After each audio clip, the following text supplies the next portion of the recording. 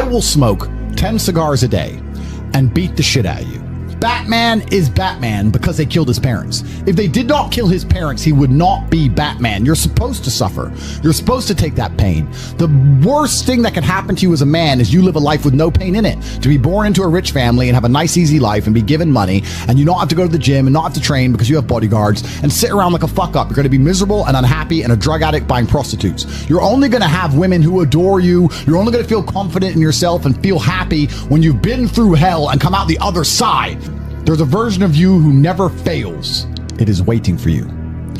Genuinely ask yourself a question, you at home. If you had done those things for the last 2 years, you make sure that you're getting as much muscles as possible, as much money as possible, you're dedicated, you don't sleep in, you don't waste your time, you don't smoke weed, you don't play video games, you're focused on trying to become fantastic as a person. Genuinely imagine what you would look like. Imagine where you would live. Imagine the car you would drive. Imagine how much your woman would respect you. Imagine the love you would see in her eyes when she looks at you with adoration like a king. In the multiverse, in the many different versions of the universe that exist, there is a version of you that does those exact things. And he is a greater person than you can even fathom. You can transform yourself into that guy. You can be a top G. That's exactly what I did. I knew who I was going to have to end up being before I became that person. My brother and I are not from rich families. We were not from advantaged beginnings. But I knew I had to be a big, strong, fighting billionaire. Discipline is the key to success. If you cannot force yourself to do something you don't want to do, how are you ever going to put yourself through the suffering required for greatness? It's supposed to be hard. Life is supposed to be hard. You're supposed to think this is terrible. You're supposed to suffer and smile through the pain regardless. Discipline is the key to success in all realms as a man. And if you lack it, you stand no chance. That's why it's so important to take action in all things. Action solves all. Raw action is the answer. How do I get out of jail? Push-ups. Why? I don't know. But, as I said to my brother, there is a number of push-ups that I must complete. And when that is done, they'll say I can go home. Because I won't be here forever. There is a number of push-ups, once they are done, that cell door opens. I don't know what the number is. I don't know if it's 1,000. I don't know if it's 100,000. This is why I was counting how many push-ups I was doing. I don't know. But there's a certain number of push-ups that I'm going to complete in jail. And once they're completed, the jail door opens. Therefore, I need to do as many push-ups as possible all day and all night when I can't sleep until those push-ups are complete. The more push-ups I do, the sooner I'm out. That may not make sense to the layman. That may not make sense to the average person, but it made perfect sense to me. There's a certain number that must be completed, so let's get to work. Now, you could sit and tell me that my push-ups didn't get me out of jail. You could say my lawyer got me out of jail, or that the judge let me out of jail, or time let me out of jail. I'll sit here and say I was supposed to do X amount of 1,000 push-ups, and I completed them, and now I'm home. Raw action solves all. It is a mindset. That is why most people won't make it.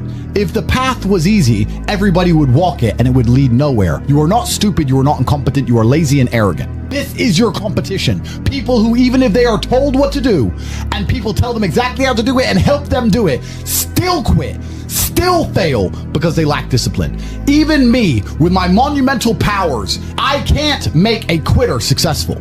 It doesn't matter how good I am. It doesn't matter how easily I make it for them to succeed. It doesn't matter how compendious and concise and powerful the real world is. It doesn't matter how much I text them and motivate them, how many emergency meetings I do to try and talk to them and hype them up, how much motivation I give them. It doesn't matter what I do. If they are a quitter, guess what they're going to do? They're going to quit.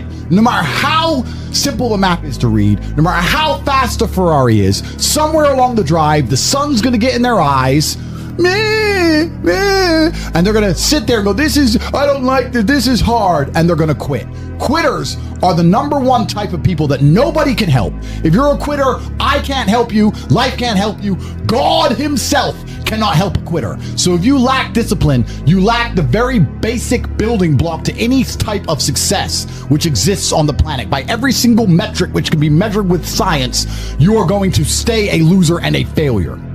As soon as you are granted life, you are guaranteed death. What you do in between is up to you. You are all conscious. That could end tomorrow, that could end in 100 years. But the time between the beginning of your consciousness and the end of it is completely up to you. Training is never the wrong decision. If you're in jail, you should train. If you are free, you should train. If you are rich, you should train. If you are poor, you should train. If you smoke, you should train. If you don't smoke, you should train. If you drink, you should train. If you don't drink, you should train. You cannot escape that hard work is always the correct decision. There is no time in any scenario when working hard is going to be the wrong answer. You should always try your very best in all things. I don't train because I want to get bigger. I train every day because it is difficult to train every day. It hurts. I don't want to. I wake up and I'm busy. I have other things to do. I don't feel like doing it. So I force myself to do it 7 days a week, 365 days a year, so that I know I'm the kind of person who can do what he doesn't want to do when it needs to be done. I am that man. And it is more of a mental exercise than a physical exercise at this point. How can you ever outcompete me if I can force myself to do the things I don't want to do and you cannot? Discipline is absolutely essential for success. And you need to get very comfortable and very used to the idea of understanding that on your path to greatness, there are going to be long periods of time where you hate what you are doing, where you are dissatisfied with the actions you must undertake, where you are tired, where you are stressed. It is very easy to accept an L when you've tried your best. It's easy. The reason I don't like that saying, well, as long as you tried your best, is because most people don't try their best. If you do try your best, it's very rare you fail. In fact, it's nearly impossible. People say it's okay to lose if you tried your best. The secret to the universe is if you try your best, you hardly ever lose. It takes some freak accident or the will of God to ensure that you don't pull it off if you actually try your best. Effort is a muscle, like everything else. The more you exercise it, the better it becomes. So even if you try for 100% for something and fail, you've exercised your effort muscle, which means you haven't failed because you've learned something and become better at giving effort to things. You've become better at being concentrated on a task. So it's nearly impossible to fail in these scenarios. A lot of sayings are overused: never a failure, always a lesson. Women say that after they slept with too many men. And that's what's annoying about it, because it's true, but it's rarely applicable. You guys will say it's never a failure, it's always a lesson, when you didn't even fucking try. That's wrong. That's a failure. But if you absolutely try your best, then it is a lesson, and there are benefits, right? It's like going for a PB in the gym. You may not get the PB, but your muscles get stronger because you tried so hard. That's how every single task should be approached. I'm trying to lift as much as possible. Perhaps I failed, but because I tried so hard and I strained so hard, my muscles ache and I got stronger anyway. Meaning I did not fail at the task of becoming stronger. There were tangible benefits to my effort in and of itself. 100 people start the path, 99 fall off because it is difficult, and the one person who makes it to the end gets the gold. If all 100 made it to the end and the gold was divided by 100, it wouldn't even be worth anything. The difficulty gives it value. The fact that it is difficult to do is the key component into the fact you want it in the first place. Women hate when something happens to a man. They like when a man happens to things. If you're a man, you sit there and go, oh my God, it's so cold and it rained on me. A woman's going to think you're gay. You're gay because of the rain, and she's right, because you got cold like a faggot. A real man, he will go out there and do and happen to things. He won't have things happened to him. Because I train harder than you can possibly fathom. Pain is an extremely important part of the equation. Pain is the elixir of success. When people say this bad thing happened to me and I'm suffering, I say good. It is pain which is required. It's one of the elements in the chemical reaction. If a chemical reaction requires 5 particular distinct compounds and you have 4 and you're missing 1, it simply doesn't work. Pain for a man is one of the most important elements in becoming successful. And you'll often notice that people who are better than you are people who have suffered more than you have suffered. So, the person who is waiting for you, he requires your motivation. It also requires huge amounts of pain. So when bad things happen to you, do not sit at home and lament. Do not feel sorry for yourself. Instead, look in the mirror and say, thank you, God, for giving me one of the ingredients that is needed for the chemical concoction that is going to turn me into a superhero. Because pain is an extremely important one. In fact, it's one of the most important ones for a man. Everything is war. All of it. Sitting in the commute without losing your patience is war. Trying to find a way to escape your slave job is war. Keeping your wife happy and your children inspired is war. Training to become stronger than before is war. It is all war, and it cannot be avoided. And I'll tell you why it's war, because war is two opposing sides trying to achieve the same goal. Two opposing sides want the same land or the same influence over X land. And the car you want, the Ferrari, you're not the only person who wants it. The reason it's so expensive is because others people want it. The girl you want, the beautiful woman, everyone wants her. It is war. It is competition. Everything about life as a man is war. It is conflict because you are competing against the other men who want it the same, which is why discipline is such an important thing, which is why you must take the pain and add it to the concoction to become as formidable as possible. Life is war. This idea that you can go through life as a man and avoid war is probably the biggest mistake that most men make, because it is impossible for you to achieve anything significant without war. Running a business is war. Running a hotel, running a restaurant, running an online company, it's war. Training is war. Life as a man is war. You need to wake up and view it exactly as what it is. Everything I want, other people want. Everything I desire, other men are trying to get. This is a war, and I must outcompete them. That is the best possible mental model you can have. Even in jail, it was a war for who could stay most calm, a war who could control their mind the best, a war for who could suffer the least.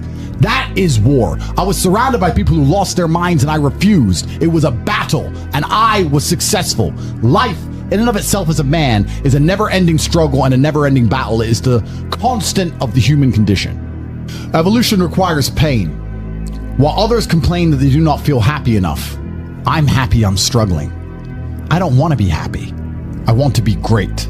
This is the beauty of life as a man. Do you understand? I don't care.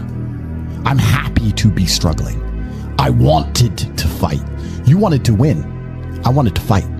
That's the difference. You're concerned with winning. I wanted to just fight.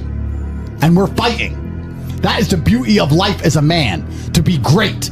If you concern yourself only with being happy, you are once again acting like a female or a child. Happiness is fleeting. It doesn't even matter if you're concerned only with the hedonism of happiness. You're going to drink alcohol and go to parties and go to festivals and take drugs. I want to be happy. Who cares? You end up happy if you forget about happiness and try to become great. You will never be successful if you're concerned about being happy, so forget about it. I want to be great.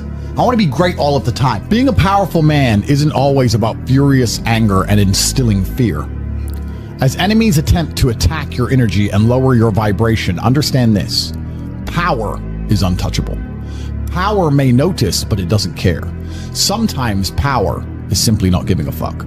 Being a powerful man isn't always about furious anger and instilling fear, meaning sometimes it is.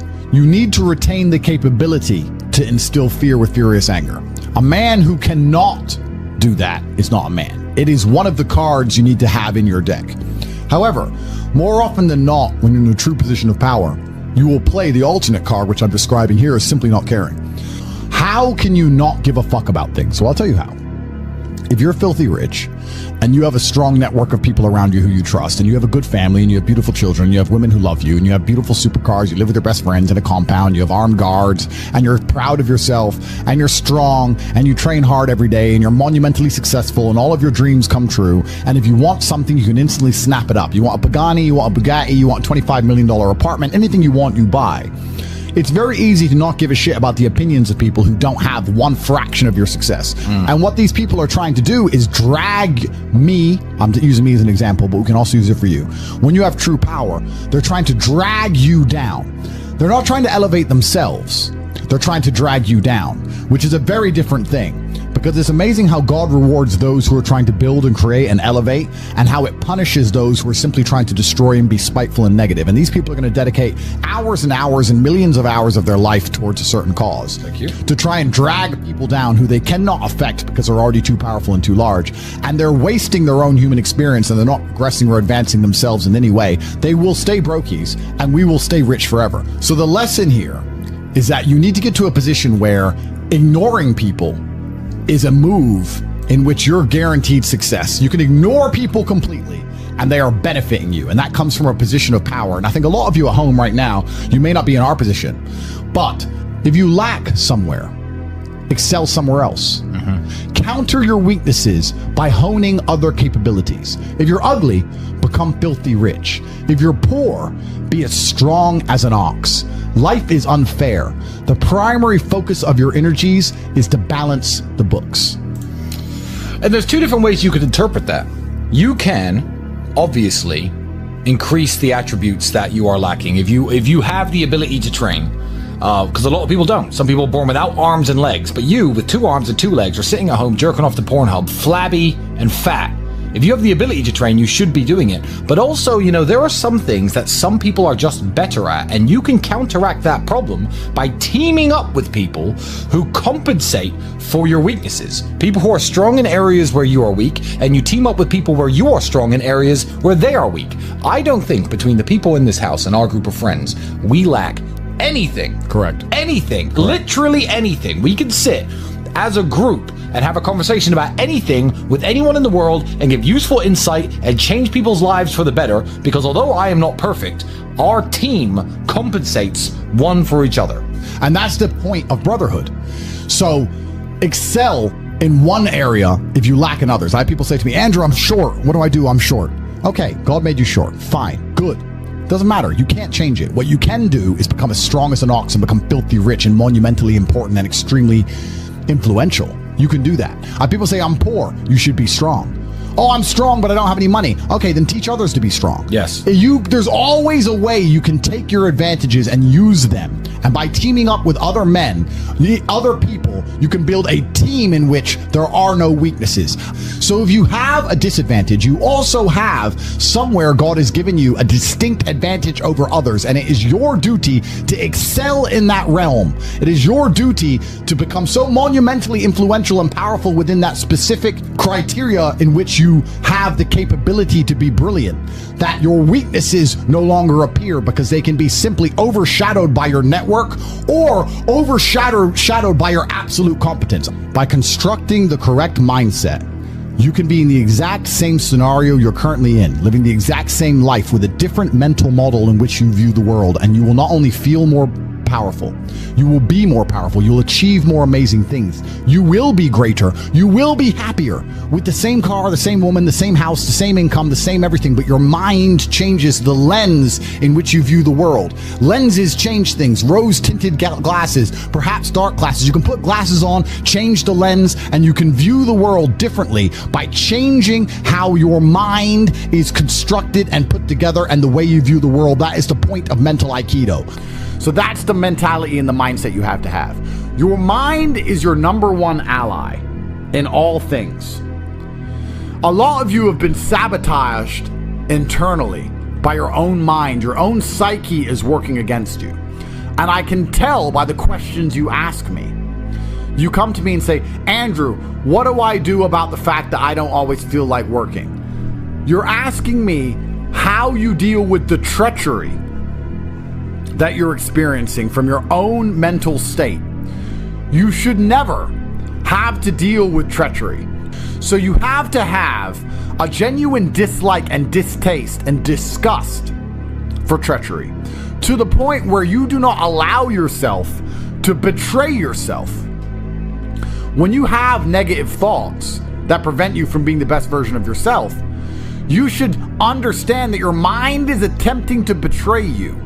And you should feel disgust because you have enough enemies. There are enough people in that opposing trench trying to destroy you. If you win, you manifested it, fantastic. If you lose, you would have spent so much time imagining it that you're really going to want it. And because you're really going to want it in your mind, you're going to be more motivated to work hard than ever before. Most of you do not use your mind for what it's for. You've forgotten how to imagine things. You're permanently distracted by the matrix. You can scroll up and down on social media accounts, but you cannot close your eyes and vividly imagine. You can't give yourself goosebumps. You can't evoke an emotion in yourself anymore. This is an age-old skill that humans had very recently up till social media. You should be able to close your mind and imagine the life you want to live so viscerally so to the point where you can taste it. So that this reality, the one outside of your mind, feels like nothing but a prelude, a ramp, which allows you to get where you want to go. So you should enter the competition, and you should believe that you can win, because you can. And you should imagine how much better your life will be if you win. So that if you do not win, you feel the bitter sting of remorse. You feel the emptiness on your driveway where a Lamborghini should be, so that you take the required action to then go and get a Lamborghini. The mind is that powerful.